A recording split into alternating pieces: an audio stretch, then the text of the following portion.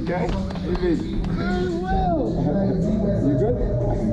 I haven't changed that right. Nothing like that. We're still the same.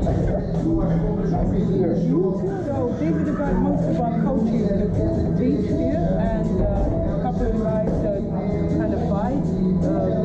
We're just in the back room renovating, but we're some bad.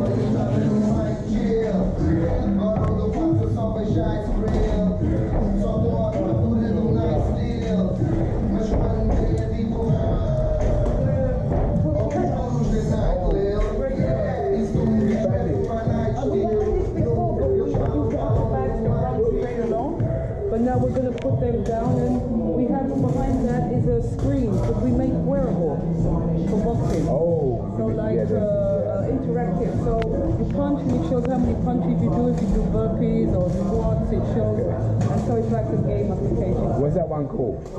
This is called overhand. No, I mean the stats thing. Yeah. Overhand. Exactly. It's what we made here in China. Oh yeah? Yeah. Because there's another one in America that an American didn't make, but we made one around the same time. Okay. Yeah. You got one now? This is the only system at the moment.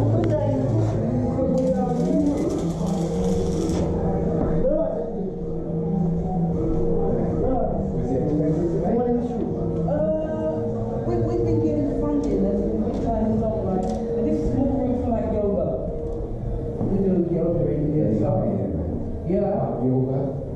So this is a few of the trackers that we have in line. So these would be the trackers when they're on. So it's like this. Yeah, and you put it in your glove. Yeah, you pull it on and you Like put that. it around your wrap. And Have you got an app for it? Yes, you can have an app, or we can use this, or you can do it at home. Okay. Hi, my name is Michelle Aboro. I'm a former 7 times world champion, kickboxing, boxing, and Thai boxer. Hi Michelle, how are you? I'm fine, thank you very much. Can you tell me about your background? I was born in London, England in 1967. I grew up in a one-parent family. I have 7 brothers and sisters, and we grew up in South London in quite a rough area. And what made you get into boxing? I think it might have been the rough area. No, it was really part of the fabric of the environment where I grew up in England. There was a lot of boxing gyms that were very close by, and a lot of the boys that I knew were doing boxing. Not so much kickboxing, because that was something new when I got a bit older, but when I was under 10 years of age, a lot of friends of mine, boyfriends of mine, were doing boxing. Yeah, what do you think of the current state of female boxing? I think it's come a long way from what it was when I started out. When I started out, it was even illegal for females to participate in boxing or even get a professional boxing license in England up until 1996. So now that since 2012, women are actually able to box in the Olympics. They are able now, the first televised World Championship fight with Celia Black Shield on HBO will be today, and people like Kathy Taylor and Nicola Adams. It's going from strength to strength. Okay, what advice would you give to the new generation of female fighters? Keep on doing what you're doing, because you are doing something good. Because, you know, for us, when we started, it was a struggle to keep on training, because it wasn't a possibility to get sponsorship or anything like this. And now they have the possibility of getting this and using this, try not to sell themselves out and try to be truists in what they want to do. Okay. Well, you were born in London, you're now in Shanghai, China. What brought you to China? What brought me to China was to open up the Aboro Academy.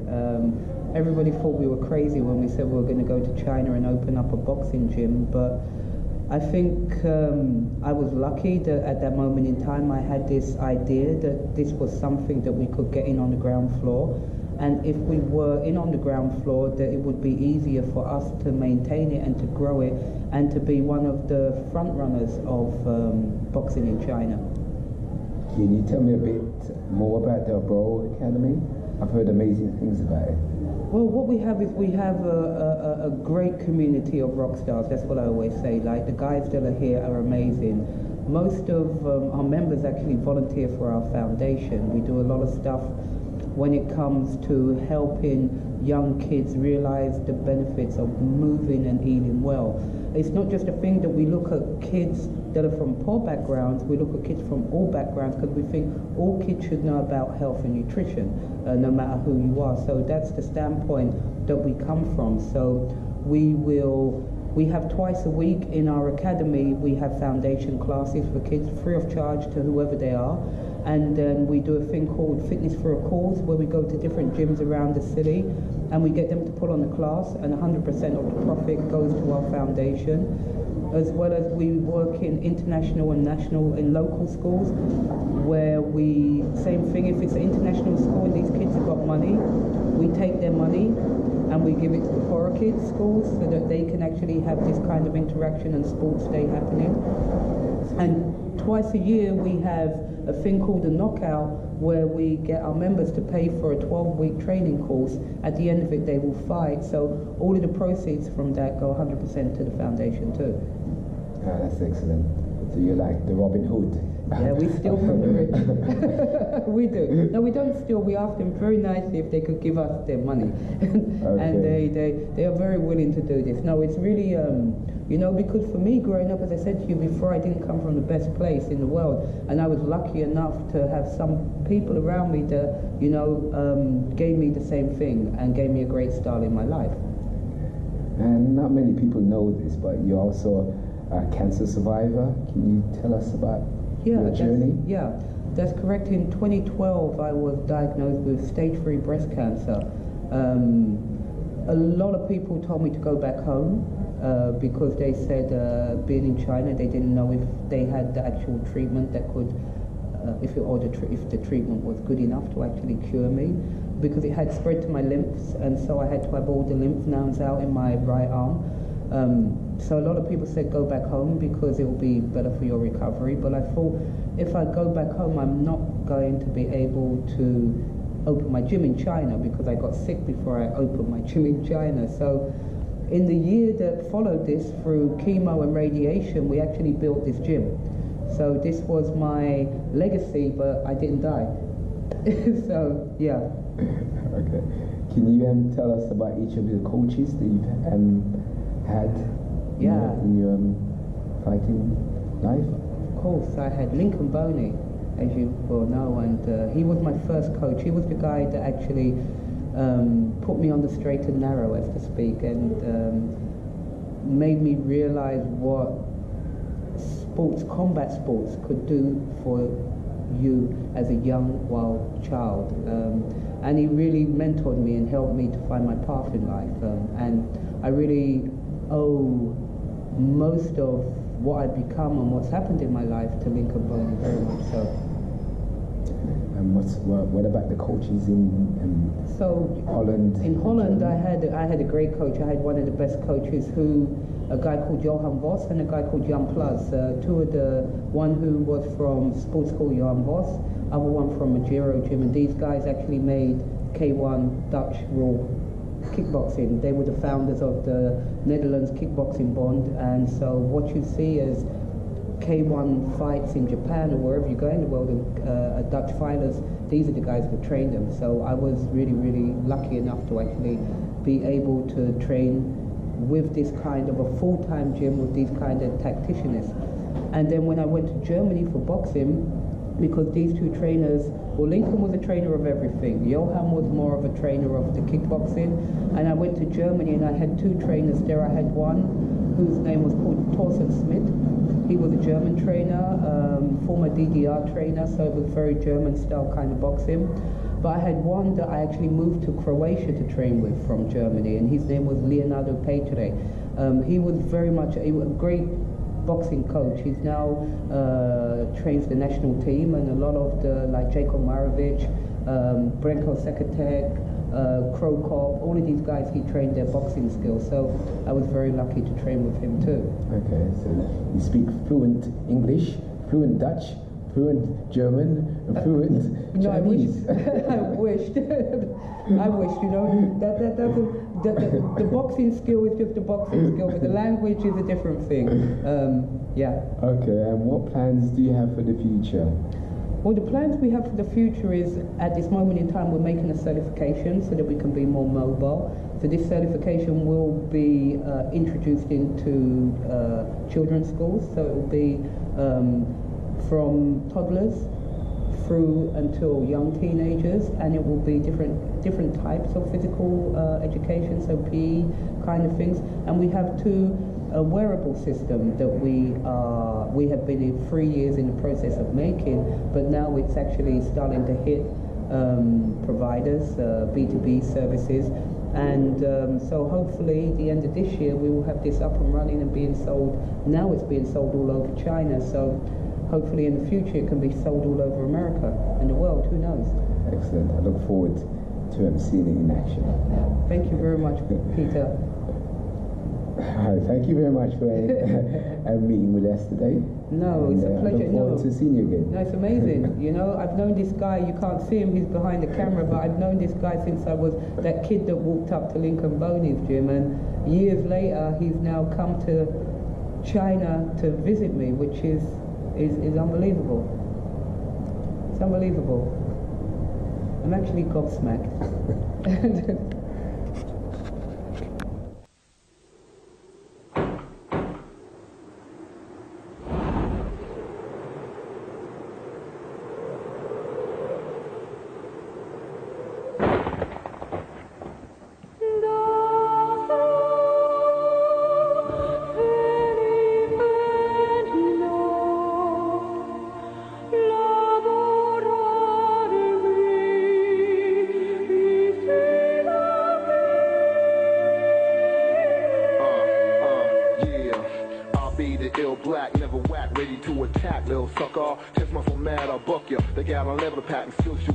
But you lack the skills you know you had, just like Shaq. And in fact, your act ain't fat, your shit ain't shit. You best to quit before you get the sorry ass kick. The shot flicked into the darkness. I think it was far from before hit the target. The youth's retarded, heartless, packing bats and gas. My Adidas on my feet, in my pants a fat sack, which the purpose is known. Like Raekwon and Shaq, half my screw getting blown. So best take your left or the right direction before my detection detects you. Lyrical blows will affect you like cancer. Death is the answer for you to your whole crew and your 28 dances, yeah.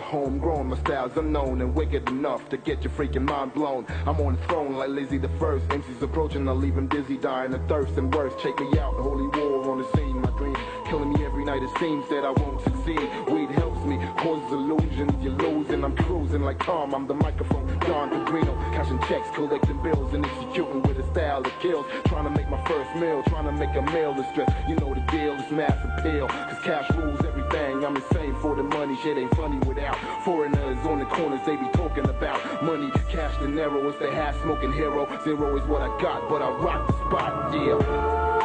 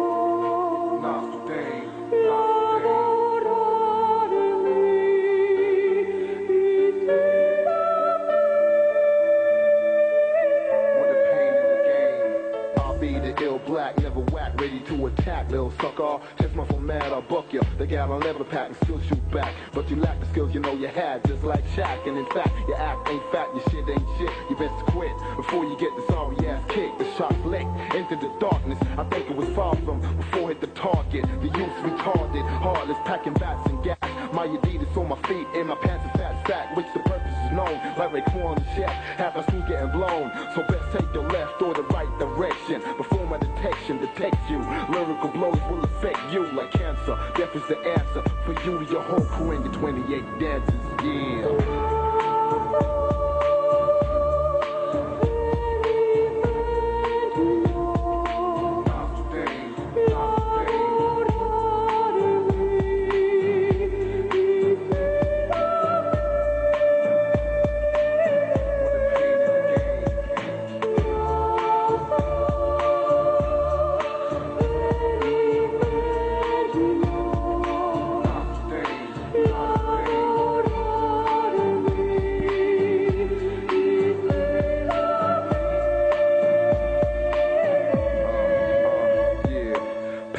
Some of the homegrown, my style's unknown and wicked enough to get your freaking mind blown. I'm on the throne like Lizzie the First. MC's approaching, I'll leave him dizzy, dying of thirst and worse. Check me out, holy war on the scene. My dream killing me every night. It seems that I won't succeed. Weed helps me, causes illusions. You lose and I'm cruising like Tom. I'm the microphone, Don Pedrino, cashing checks, collecting bills and executing with a style that kills. Trying to make my first meal, trying to make a meal is stress. You know the deal, it's mass appeal, cause cash rules everything. I'm insane for the money, shit ain't funny without foreigners on the corners. They be talking about money, cash, the narrow is the half smoking hero. Zero is what I got, but I rock the spot, yeah.